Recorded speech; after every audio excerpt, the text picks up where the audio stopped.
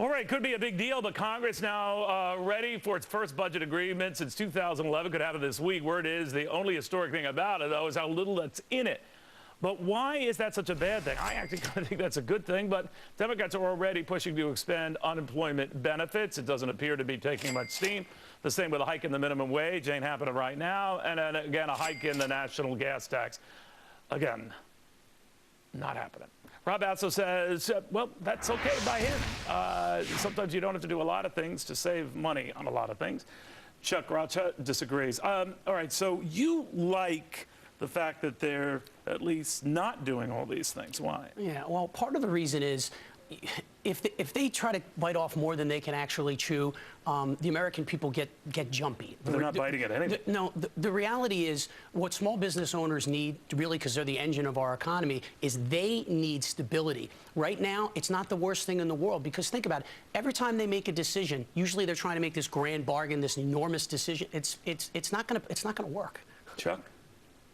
I think that the big thing that's going on in Washington, D.C. is nothing. And I think the American people want to see something get done. And I think that the Republicans learned a lesson from the last budget battle they had. The Republicans want to talk about Obamacare because it works with their messaging. They do not want to be talking about a budget or a government shutdown as we lead into February. Yeah, but Chuck, maybe they are so sick and tired of the mistakes of big government that in a way that's fed right into Republicans' views.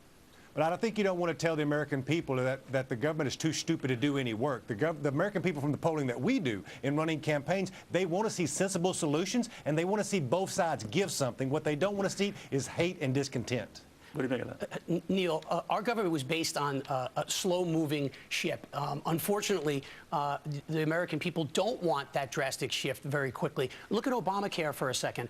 Obamacare, you know, progressives have been fighting for this type of thing for 100 years. But when it finally came to actually pass, it passed very quickly. Obama became president, Democrats got control of both houses of Congress, and boom, it was changed overnight.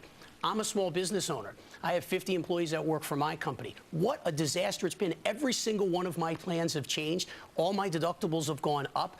Things are not good in the healthcare world. And so you don't see the pendulum swing back where this normalizes a little bit? You don't see that? No, I don't see that at all. Okay, so Chuck, obviously that's what Democrats, liberals, those who espouse this program have been hoping for, that things stabilize, as Bill Clinton says, the next few months.